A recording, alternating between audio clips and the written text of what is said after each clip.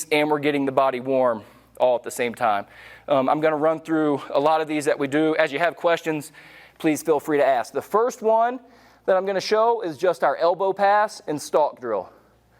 All right, so like most of you have seen and probably saw earlier this morning, when I move into an opponent, I'm going to ask them to collar tie me, and all I'm going to do is your version of an elbow pass. And I'll just say this: there's more than one good way to do it. You know, I've seen people be really successful, really squatting and passing the forearm straight over their forehead as they elbow pass. I've seen really good wrestlers just drop their chin to their chest and elbow pass to get their elbow off.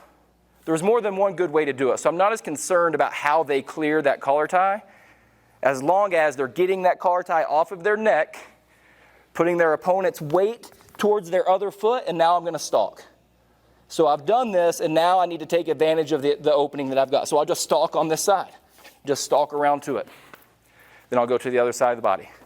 Your version of it, create it, and stalk. And that's it. We'll just run a few reps on both sides. Here, stalk. Because I want to put my body in that space.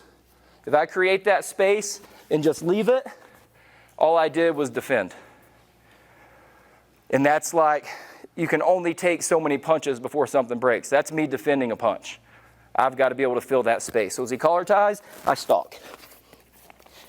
To add a little bit more to it, as your wrestlers start to get the hang of it, now when I stalk and my opponent recovers, they're here and I'm here. Now my opponent recovers by kind of bringing their level back up again. There has to be a threat. I cannot let my opponent recover without a threat. It doesn't mean I'm going to attack off of it, but I'm big on like creating some rules. And not really a style of wrestling, but things that have to be really important. Like when we put pressure on them, if they recover, there has to be another threat. So when I elbow pass and create that space, if they recover, there has to be a threat right there.